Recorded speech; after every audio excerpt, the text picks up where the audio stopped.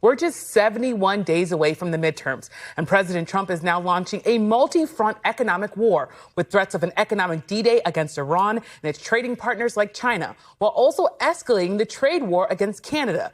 Starting with Iran, this afternoon, Treasury Secretary Scott Bessent announcing what he called Operation Economic Outcast.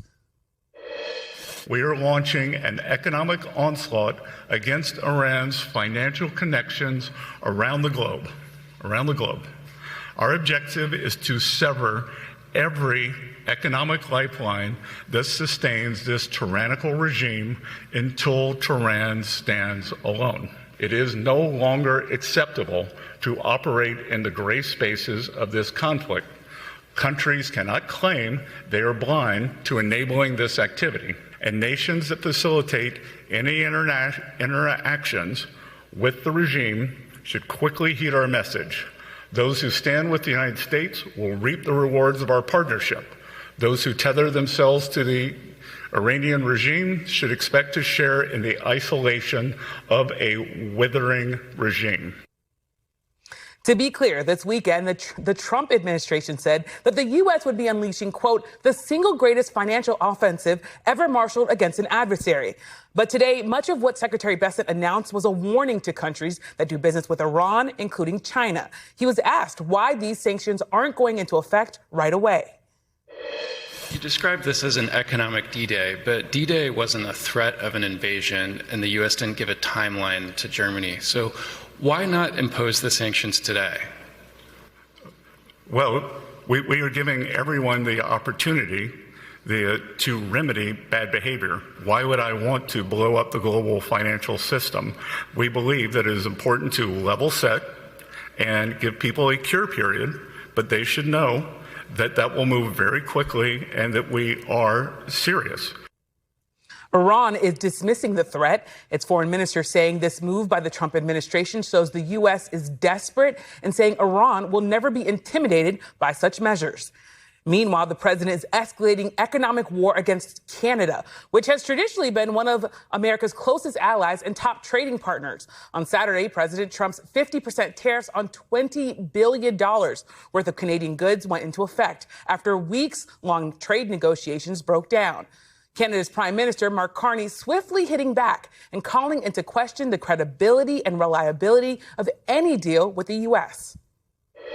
Our government understood before many that America would transform all of its commercial relationships, that it would put a series of tariffs on its closest allies and use economic integration as a weapon. We recognize that sometimes its signature was written in pencil. Tariffs are taxes.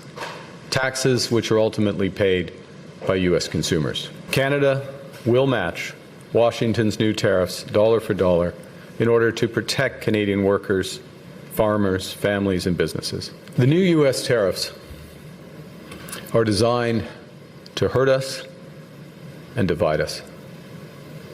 They're a miscalculation.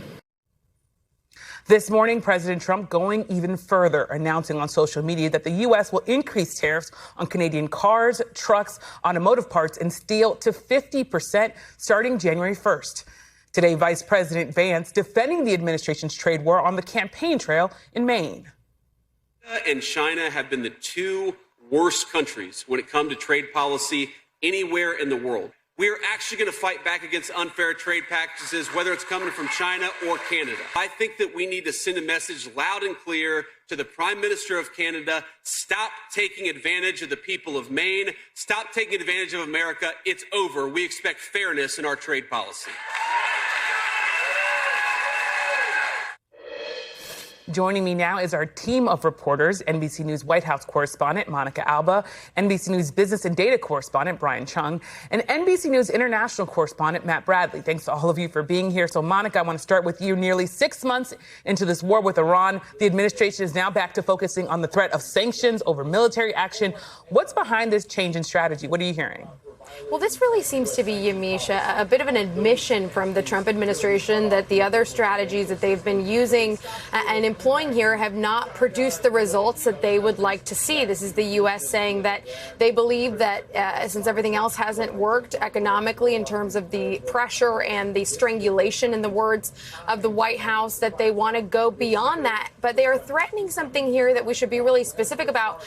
Doesn't necessarily have all the weight behind it because we don't know exactly what it's actually going to be. The administration billed this as an economic D-Day, but they're sort of saying that really this boils down to effectively a warning shot. This is meant to be a sort of message and communication, or maybe a last warning to some of these businesses, entities, and countries that do business with Tehran, that only after that, and again, we don't know how long or what kind of timeline they're going to be operating on, will these sanctions actually go into effect. So there's still a lot of questions about how this is all going to work, but it certainly means that for this White House, they are trying to, again, apply economic pressure to see if they can get Iran potentially back to the negotiating table. So far, nothing has proved effective on that front. We'll see if this is any different.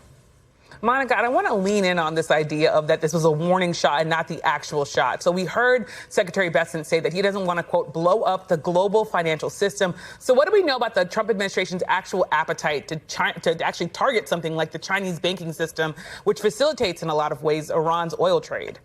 Yeah, and over the last many months, you have had the White House and the president specifically arguing that Iran has collapsed financially. So he said that weeks ago. He said it again today. So the real question is, what has actually changed, and what will, if anything, this kind of a warning shot mean in terms of putting more pressure with the countries that do business with Iran, like China, for instance. And one of the main questions here is what kind of countries the White House is having these behind-the-scenes conversations with. We know that Secretary Bessent said that the president would be working the phones all day today with some world leaders of the countries that do the most business with Iran, and whether those kinds of conversations could lead to any actual meaningful movement. We don't know. That is an open question.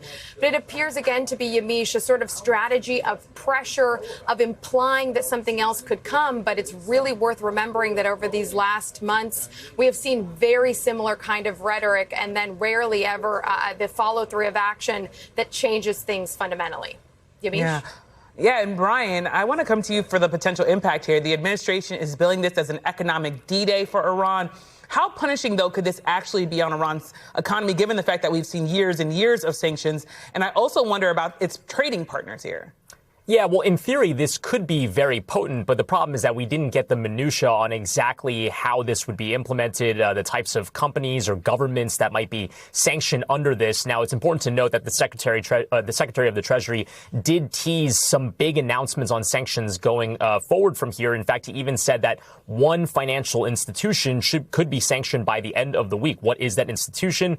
We don't know. It was a deep tease from the Treasury Secretary, but you could see on that screen ahead of you the types of countries that might be heavily impacted by this, because they are top trade partners to Iran, according to the World Trade Organization. You see Turkey, you see Iraq, you see the European Union, but you also see China very clearly at the top of that at $32 billion in terms of the total value of imports and exports. As you mentioned, they have ties to the financial system. They also have ties to arms sales to Iran as well. That obviously has a direct impact on this war. But you have to remember, the U.S. and China are trying to negotiate their own relationship, as you have President Xi Jinping, who's set for a state visit to Washington by the end of next month. And so that is likely part of the undercurrent here, and perhaps part of the hesitancy from Treasury Secretary Scott Bessent to say China directly in that press conference. But I think that's going to be a theme that certainly will be called into question as these potential sanctions are negotiated and announced by the government. Yeah. And Matt, Iran is essentially saying this is just more of the same. Iran's foreign minister responded to the threat saying they're, quote, bound to fail. We've seen this movie before, same bull, different bullies. Is Iran taking these threats really seriously? I mean, it's hard to tell, but I mean, what we're seeing here is the same kind of pattern of response that we've seen from Iran from other threats from the U.S., which is out of one side of their mouth, they're taking it seriously and condemning it, and at the other side of their mouth, they're brushing it off or even mocking it, which is what we've been hearing over the past couple of months when it comes to President Trump's threats against Iran. This time, it looks like they're doing more of the same. Both shouted from different government organs, and we've heard actually more responses since Scott Bessent gave that announcement. The IRGC saying through semi-official state-run media that this was basically trying to lay attacks on the public, on civilians and their livelihoods. Others, Masoud Pezeshkian, the president of Iran, saying that the United States needs to correct its tone with Iran. So clearly they're not totally dismissing this. But just as we've been discussing, it's entirely unclear exactly what these sanctions are going to look like. And President Trump and his administration have made so many threats against Iran that they've later backed down from, that it doesn't seem as though the Iranians have any reason to believe that Trump and his administration are going to follow through on these, not to mention that Iran has been the most sanctioned country in the world for much of the past half century. So they are used to living under sanctions. They have created an economy of deprivation around themselves, and they have some strong partners, as we heard earlier, in China and Russia. So they are almost certainly going to be able to weather this storm. This sanctions issue, every time the U.S. looks at doing sanctions, we saw this with Russia when they attacked Ukraine. It's very hard to put all of the sanctions all at once because that means you have nothing else to escalate towards. So if the U.S., just like they were trying to do or considering doing with Russia, started applying an enormous number of really tough sanctions all at once, they'd have no way to build up after that and create a system of incentives and, basically backing down in favor of conditions. So now it makes it very, very hard because Iran has been so sanctioned for so long. There just isn't so much that the Trump administration can actually do to hurt them. Well, thank you so much, Matt, for breaking all of that down for us. Monica, I want to come back to you. The threats against Iran come as there's also an escalating trade war with Canada, of all places. What more can you tell us about the president's strategy going after one of our closest allies? And where exactly do talks stand right now? Yeah, and this is an interesting window into the president's own negotiating tactic as well, because just last week he had threatened these tariffs, but on the actual date, he punted the deadline a couple of days to see if some kind of agreement or deal could be hashed out. And when that wasn't possible, according to the president, he walked away from that deal that was on the table. And then those tariffs did go into effect over the weekend. 50% on $20 billion worth of Canadian goods on everything from wine and dairy to hockey equipment. And now, of course, Canada is firing back with their own retaliatory measures. And then in addition to that, today, the president announced additional tariffs on auto parts starting January 1st. So that back and forth has really been, evident in the last couple of days as escalating. And in terms of potential talks, Yamish, right now we're told there are no ongoing negotiations between the two parties. And Vice President Vance was campaigning in Maine, of course, neighboring Canada. And here's what he had to say about the ongoing tit for tat. Canada is a country that has underinvested in its military that quite literally would get invaded by a foreign country were it not for the umbrella of protection provided by the United States of America. And so how does Canada actually respond to that? By treating the people of Maine fairly? No. They apply ridiculous tariffs and other non-tariff duties on Maine products coming into Canada, and they don't expect Maine or anybody else to fight back. So that's the administration's perspective, Yamish, but really in places like Maine, like Michigan, bordering there that, of course, import a lot of Canadian goods. It's going to be up to a lot of the small businesses that have to make decisions for themselves about potentially absorbing those costs or passing them along to the consumer. And we're already starting to hear about a lot of concerns from that as this only, it appears for now, heats up. Yamish? Thank you so much, Monica, for all that reporting from the White House. And Brian, Monica hit right at my question that I wanted to ask you, which is how could this possibly impact Americans' wallets? Yeah, well, look, Canada is a major trade partner of the United States. And if you have a tit-for-tat tariff war where both countries are adding these costs to import these types of items into their respective countries, well, then those costs could fall on consumers in both of those countries. You have to remember the U.S. has Canada as a top 3 trading partner. I think a lot of people might say, wait, I'm surprised that it's not China, but it's just because of sheer proximity. They're our neighbors to the north. We have very close ties with them. There's been a history through NAFTA and then the Trump 1 negotiated USMCA of trade. almost $400 billion. That's about 11% of imports. And also on the kind of trade relationship on the state side, Canada is a major market for American companies to sell to when you consider that they are the number one customer for 26 U.S. states, the top three customer for almost all of the U.S. states. That's according to Canadian statistics, worth noting there. But I should point out that where we begin this tariff war right now is still a small sliver. By some measures, it's only 5% of overall Canadian imports into this country that will be impacted by the U.S. tariffs that were instituted over the weekend on things like alcohol, on things like hockey sticks. As an example, hockey sticks, yes, all Canadian hockey sticks coming in are now facing a 50% tariff, but there's only essentially one Canadian company that makes hockey sticks that then get imported into the U.S. In fact, Americans get a lot of hockey sticks from other countries. So this is the beginning point, but as this tit for tat ratchets up, the question is how much larger does that number get? Well, you're talking about hockey sticks. I also want to ask you about the automotive industry here. What impact could that have as we see this possibly kick in on January 1st? Yeah, and again, hockey sticks are very kind of emblematic of our relationship, but cars are the really big one. There's a history of American automakers producing in Canada and then bringing it back into the U.S. in terms of imports of cars and parts. After Mexico, Canada is the biggest country where we have those parts coming in. Canada's auto market, vehicles are that country's second largest export, and a large lion's share of those exports come to the U.S. So this would be a big deal for Canada at 50%. But I should point out, this is a threat. This is a tariff that did not take effect immediately. It will only take effect on January 1st. And to Monica's point, perhaps that's just another way of the United States side of things trying to get the Canadians back to the table. We'll have to see. Yeah, we'll definitely have to see how all this shakes out. Thank you so much, Brian, for all that reporting. And joining me now is former Ambassador to China, Gary Locke. He also served as Commerce Secretary under President Obama. Thank you so much for being here, Ambassador Locke. I want to start with China and what we heard from Secretary Bessent earlier today. Take a listen. We want to make clear here today that no one is above the reach of U.S. sanctions. You just said moments ago that no one is above U.S. sanctions. What specific secondary sanctions or penalties is Treasury prepared to levy against Chinese banks and shipping firms if they do not comply? As I said, every country, every entity should know that they should be prepared to face U.S. sanctions.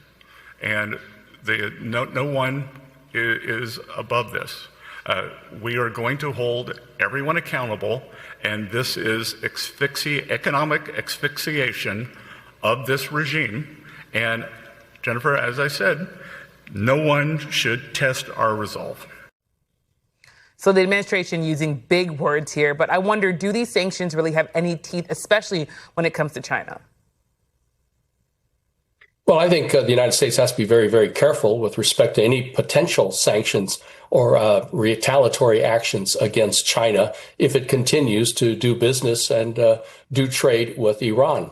The problem is that 9 months ago, the United States and China called a truce to their trade war, and both sides backed off on some of the sanctions or tariffs and non-tariff measures that they imposed on each other.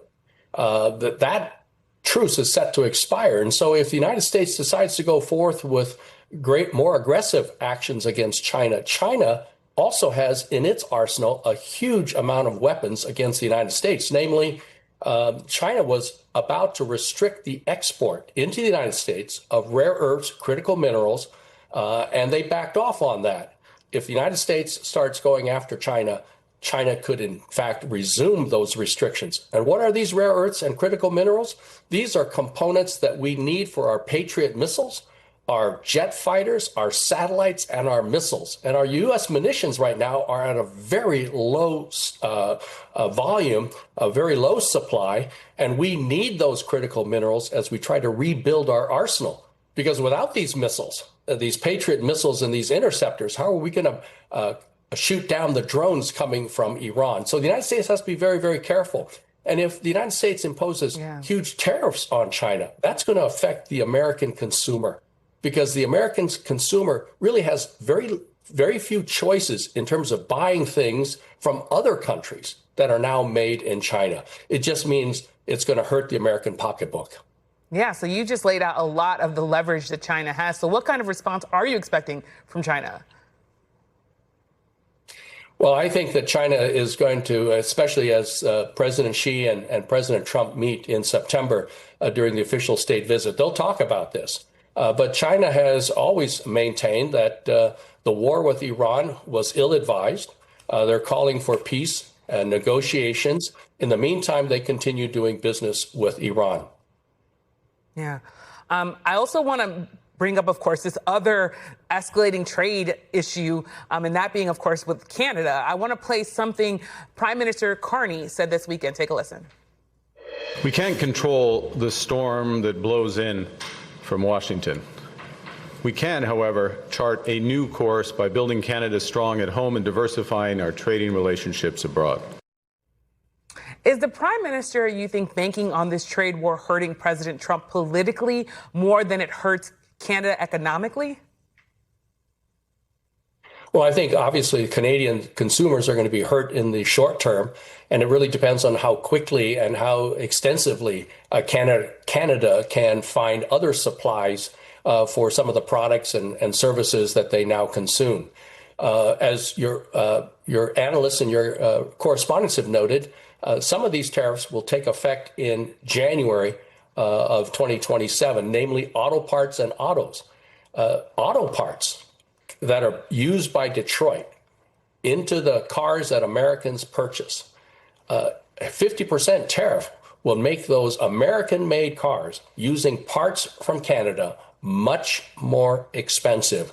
Again, that's going to hurt the American consumer. We've already seen the impact of the Iran war in terms of prices from fuel and other things on the American consumer, over $1,000 per household extra that they're paying because of the Iran war, not to mention more than $1,000 in extra costs from all the various tariffs that President Trump has imposed on products coming from all around the world. Americans right now are paying a lot more than they ever have before. Yeah. I also want to zoom out and ask you a sort of big picture question, which is that Canada's Prime Minister talked about America's signature being written in pencil, essentially not in pen. What does that say, and what does it mean for America's credibility around the world as we pressure other countries to take action against Iran and press Canada to make a new deal? Well, I think what the Prime Minister is referring to is that just several years ago, well, during the Trump's first administration, they renegotiated NAFTA with the U.S.-Canada-Mexico trade deal. And it seems like all those provisions are now out the window. And the United States is rewriting that agreement and imposing all these new tariffs on Canada. I think as many countries around the world have seen from the first announcement several years ago about these huge tariffs, that the Trump administration constantly is changing its mind and changing its tune, not really sure what tariffs will really be imposed. Will they be increased? Will they be ratcheted back? And therefore, does America really have credibility in what it says in terms of its economic policies with respect to tariffs or even defense? Can the countries of Asia really depend on the United States to come to their defense or to their aid in times of trouble, especially as China ramps up its military presence? Well, those are key questions. Thank you so much, Ambassador Gary Locke, for joining us. We thank you for watching, and remember, stay updated on breaking news and top stories on the NBC News app or watch live on our YouTube channel.